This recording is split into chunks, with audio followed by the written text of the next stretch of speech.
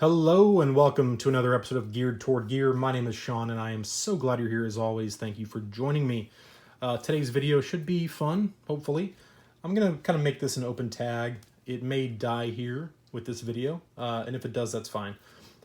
But I think it could make for a tag video. I don't know. You guys let me know what you think. And if you have a channel and you're watching, feel free to get in on this. I am going to tag one channel, though, in particular that I want to talk a little bit about here in a minute, but here's the scenario. The zombies have come again. No, I'm just kidding. No zombies this time. What are my 4 most important EDC items that I carry on my person? Not things that are in my EDC bag or in my vehicle. And I'm not talking about keys and cell phones and things that are... I think most people, everybody has an EDC. Let's put it that way. Whether you're in the EDC community and you're really a total nerd like I am about gear, everybody has an EDC. Your grandmother has an EDC, your dad has an EDC, whether it's just your wallet, your keys, and your phone, that's what you carry every day.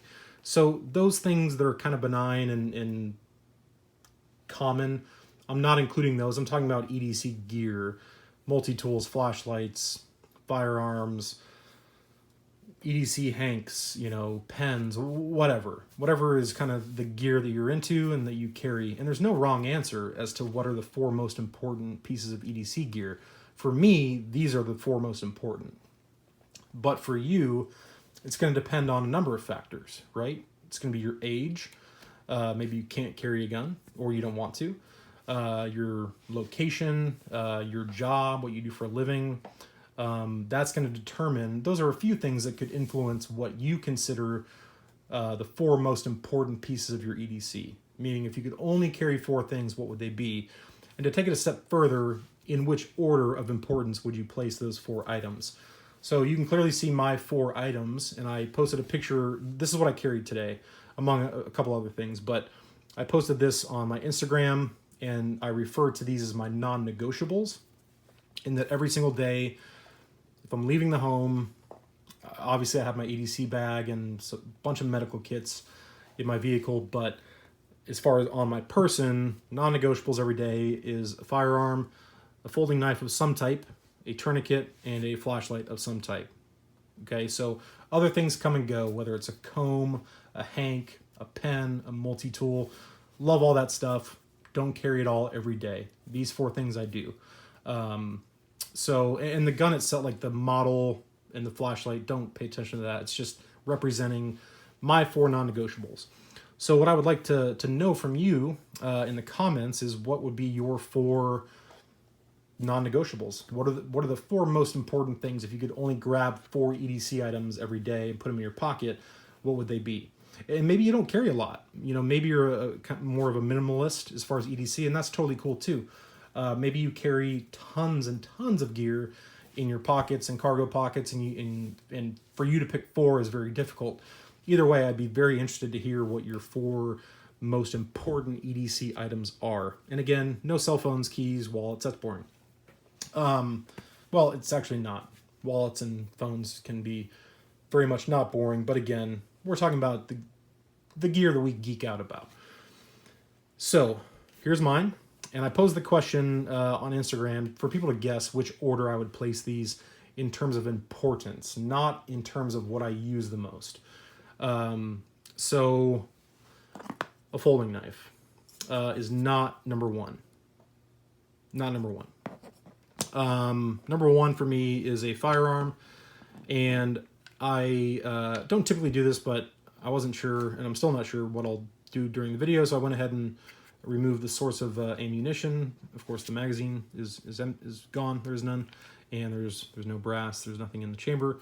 So I'm going to go ahead and close that. I'm going to pull the trigger. It's in a safe direction for any safety. And I'm a safety guy, so and you can do that with Glocks. So don't worry about it.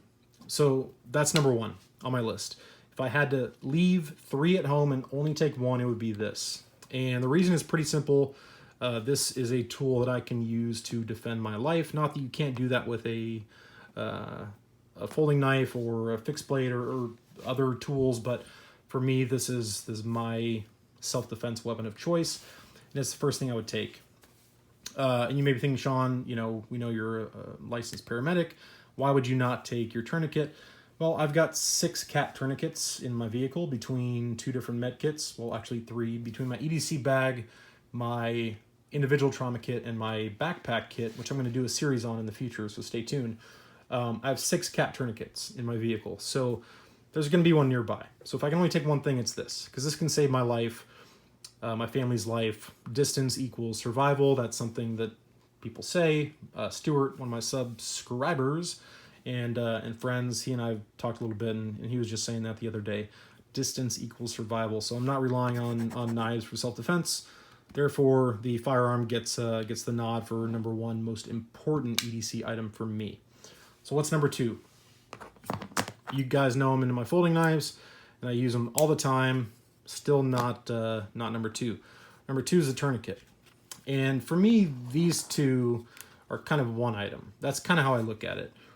In my opinion, I think that if you carry a firearm every day, if you're licensed to carry a firearm, whether openly, concealed, whatever, that you should 100% be carrying a tourniquet on your body.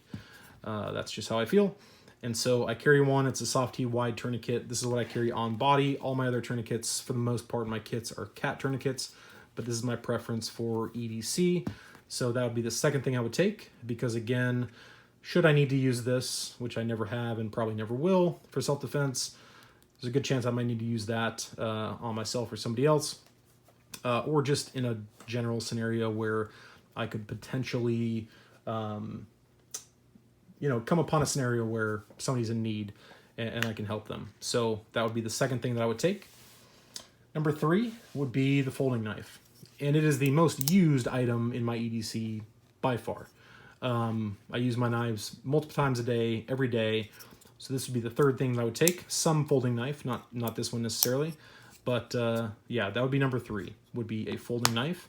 And then lastly, for my non-negotiables, my top 4 would be the flashlight. And the reason this one comes in last place is just because it's not used that often, frankly. I use my flashlight at least one time, minimum, every single day. However, I'm in my mid-30s, I'm married, I've got a young kid, and I don't stay out late.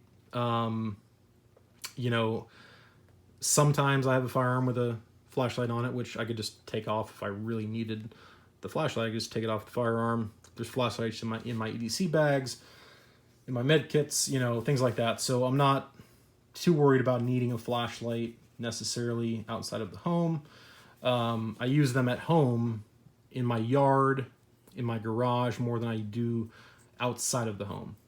So I'm usually home before dark, let's put it that way. I'm like a little kid. Remember when your parents told you to be home before dark, before the streetlights came on? Yeah, that's where I am in my life. I am home before the streetlights come on. So that's why the flashlight comes in at number 4, although I think it is a critical piece of EDC gear, and it's in my top 4. It's a non-negotiable. I carry one every day. It just happens to come in at the bottom of my list. So that's it. That is my 4 most important EDC items for me, and you can't argue with it, because it's just my choice, and I can't argue with yours either.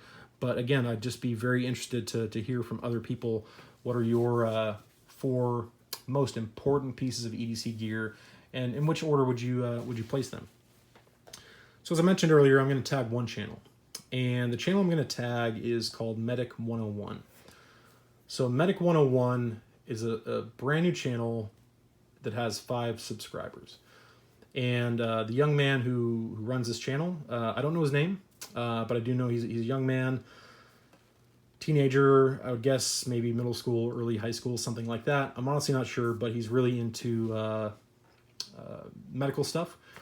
And he's, I believe, looking to join the military at some point and be a medic. And I think he has some family as well who's in that industry, whether it be like volunteer firefighters or nurses, things like that. So he's got some support there.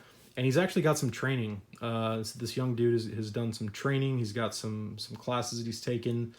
American Heart Association Basic Life Support, which is a class I used to teach all the time, actually. I was an instructor for the AHA for a number of years. Taught all kinds of classes, Heart Saver, first aid, CPR, AED, basic life support, things like that. So I remember when I got my EMT basic patch and passed that test. That meant a lot to me, and then of course I became a paramedic. And then finally I got to put the state of Texas EMT paramedic patch on my shoulder and do that for a living, which I do not currently do. For those new to the channel, I am licensed in the state of Texas, have been for well over a decade. Don't do it full time anymore, but I am still licensed, maintain all my skills and all my education, continuing education, things like that. So if I wanted to or needed to go back and work on an ambulance, I could do that. But it's just fun for me to see a young kid who is passionate about something like that. Whatever it is, it doesn't matter. In this case, it happens to be medicine, which is something I'm also passionate about. So I've been supporting him and watching his videos and leaving some comments. Again, only 5 subscribers. I'll leave a link. Check him out. If you like his videos, subscribe. If not, that's fine. But he's definitely passionate. I think he really enjoys what he's doing, and certainly has a plan to do something with his life that I think is very honorable, to want to join the military and want to go into a service, whether it be a civil service or a service to his country in the military. I commend that. So I'm supporting this dude, and whatever your name is, Medic 101, I would like to see, if you want to, and you don't have to, I'd be curious to know what are the 4 items that you think are the most important in your EDC, right? It could be your emergency radio, it could be your multi-tool, it could be your, your first aid kit. I did watch your emergency radio video. So yeah, it could be whatever. Again, there's no wrong answer here for anybody. You decide what's most important to you. And this is what I've decided as I do a Vanna White here is most important for me. So that's it. It's an open tag if you want to. It may make for a boring tag, and maybe this has been a little long-winded, but I thought it was an interesting topic to discuss. What are the most important things to you? And if you were forced to only take one and kind of put them in order, how would you do that? Because a lot of people would say, the chances of you needing to use this are like 0.0001%, right?